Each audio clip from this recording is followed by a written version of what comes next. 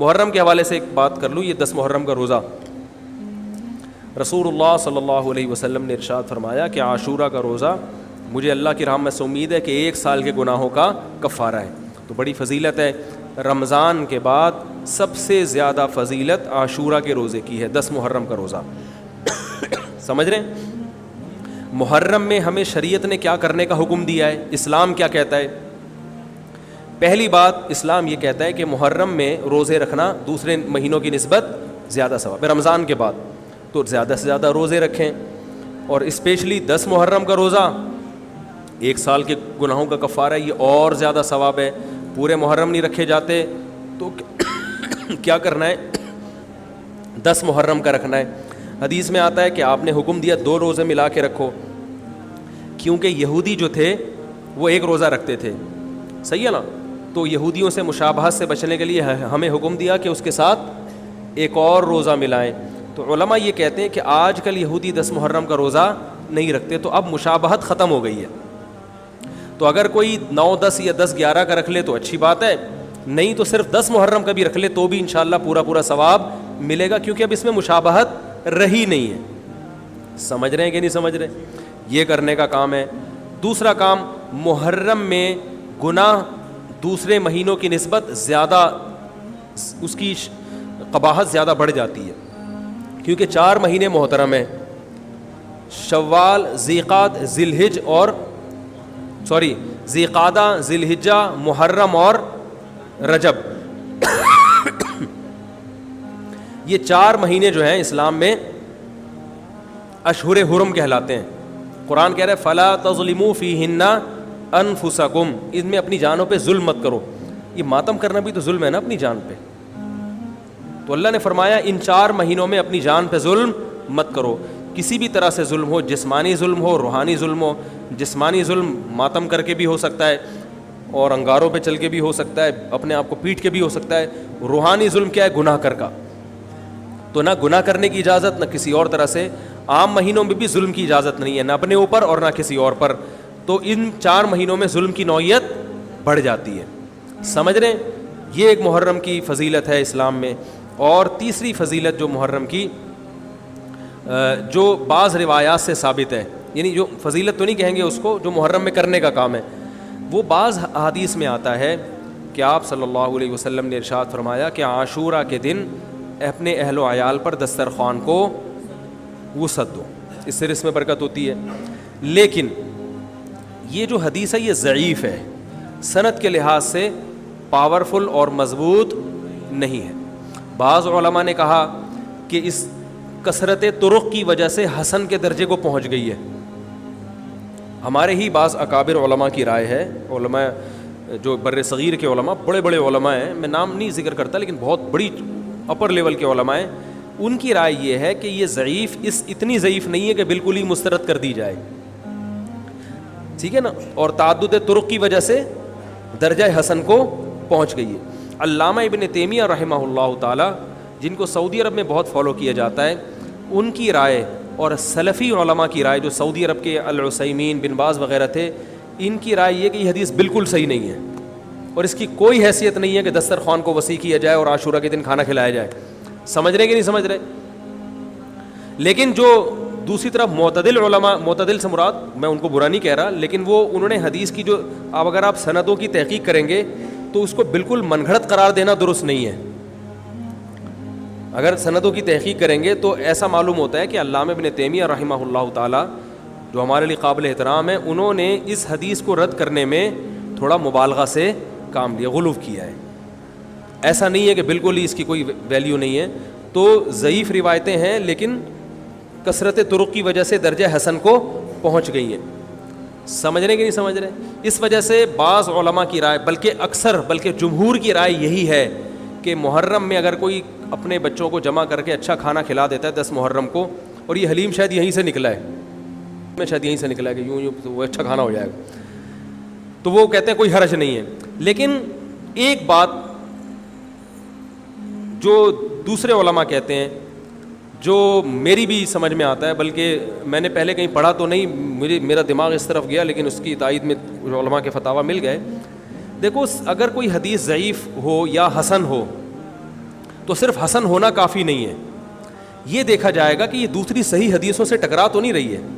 یہ بھی ایک فقہ کا اصول ہے کہ اگر ایک کمزور چیز ہے لیکن وہ طاقتور دلیل سے ٹکرا رہی ہے تو پھر اس کمزور چیز کو بالکل رد کیا جائے گا. تو عاشورہ کے دن روزہ رکھنے کا حکم ہے, یہ بالکل بخاری مسلم کی صحیح حدیث سے ثابت ہے. اور جو کھانا کھلانے والی روایت ہے وہ اس ٹکر کی نہیں, اس کو تو ابن تیمیہ جیسے محقق نے بالکل ہی کالعدم قرار دے دیا, بعض عرب علماء نے بھی بالکل کالعدم قرار دے دیا, اگرچہ ہماری رائے ہے کہ بالکل کالعدم نہیں ہے, لیکن بہرحال اس میں محدثین کا بڑا اختلاف ہوا ہے. جبکہ روزہ رکھنے والی جو روایات ہیں وہ بالکل بے غبار ہیں, ان کو سب صحیح مانتے ہیں. تو کھانا کھلانا اور روزہ جمع بولو بھائی نہیں ہو سکتا, اس لیے کہ اگر وہ روزے کا دن ہے تو کھانے کا دن نہیں ہے, کھانے کا دن ہے تو روزے کا نہیں.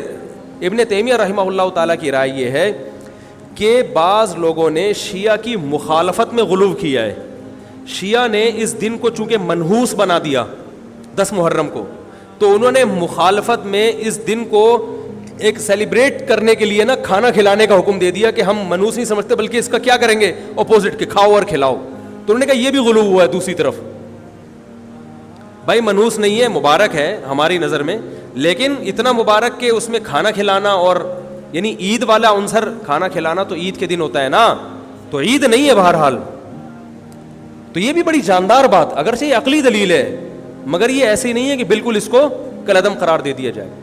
تو اب علماء نے دونوں حدیثوں کو تطبیق کی کوشش کی علماء نے کہ بھئی کھانا بھی کھلاؤ اور روزہ بھی رکھو, افطاری میں کھلا دو, سحری اور افطاری میں.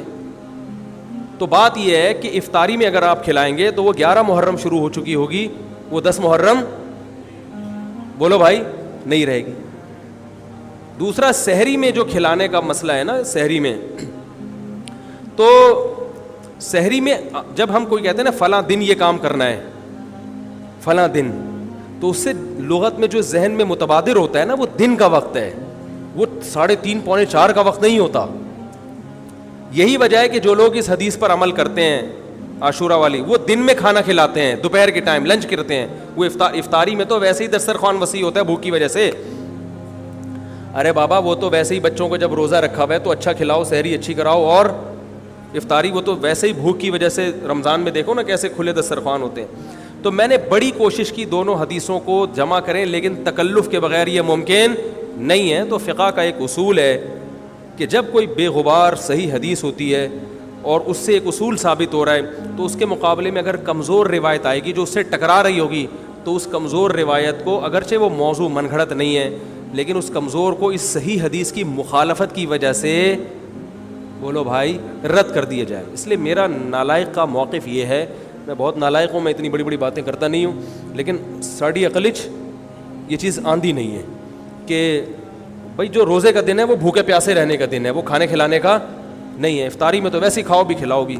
تو اور اس کا نقصان یہ بھی ہوتا ہے کہ لوگوں نے اس کھانا کھلانے کے چکر میں روزے چھوڑ دیے ہیں. سمجھ رہے ہیں, جب حلیم پکے گا تو کون روزہ رکھے گا بھائی, ساری رات گھوٹا لگے گا حلیم کا کہ کل دسترخوان وسیع کرنا ہے, تو پھر روزہ گیا, وہ تو تیل لینے گیا, روزہ کون رکھے گا روزہ. تو وہ حدیث صحیح حدیث کی بالکل اس میں ٹائٹ قسم کی مخالفت ہو رہی ہے, ٹھیک ہے نا. تو نالائق کی رائے, پھر بھی اگر کوئی دوسرے علماء کی رائے کو فالو کرتا ہے تو وہ کھائے بھی کھلائے بھی. میں کہتا ہوں جو مضبوط چیز ہے اس کو لینا چاہیے, جو کمزور چیز ہے اس کو چھوڑ دینا چاہیے. ہمارے حضرت مفتی رشید احمد صاحب رحمہ اللہ ایک بات کہتے تھے کہ جہاں کھانا کھلانے کی حدیث آئے گی نا وہاں مسلمان اس کو لے ہی لے گا. کھانے پینے کی جہاں بات آئے گی مسلمان کیا کرتا ہے, وہ کہتا ہے بھائی یہ صحیح ہے, یہ بالکل صحیح حدیث ہے, ٹھیک ہے نا. وہ کیا کرتا ہے, جن علماء کی تحقیق ہے وہ تو تحقیق سے کہہ رہے ہیں, لیکن عام پبلک کی عادت یہ ہوتی ہے کہ فتویٰ بھی اسی کا فالو کریں گے جہاں کھلانے کا تذکرہ آ رہا. تو اب ہمارے کہتے جہاں کھانا کھلانے کی بات آئی مسلمان کہتا ہے بس یہ بالکل صحیح بخاری کی طرز پر, یہ بخاری کی شرط پر یہ حدیث. تو بھائی بھوکا رہنا عبادت ہے, بھوکا رہنا سنت ہے. بچوں کو تو ویسے ہی کھلاؤ عاشورہ ہو یا نہیں ہو, اور سحری افطاری کرا دو, اچھی سی روزہ رکھواؤ, اور جو بالکل چھوٹے بچے ہیں وہ تو ویسے ہی کھاتے ہیں. تو اس لیے, اور پھر اس کا نقصان کیا ہو رہا ہے, حلیم کے گھوٹے لگ رہے ہیں پوری پوری رات بیٹھ کے, اس کے الگ نقصانات ہیں, سبیلیں لگ رہی ہیں.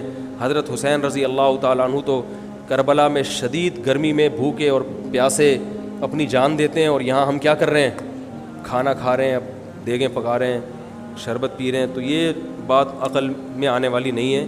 اور عاشورہ کے دن کی مناسبت سے روزہ ہی ہے, وہ روزہ رکھنے کا دن ہے. اللہ تعالیٰ عمل کی توفیق عطا فرمائے. وما علینا الا البلاغ.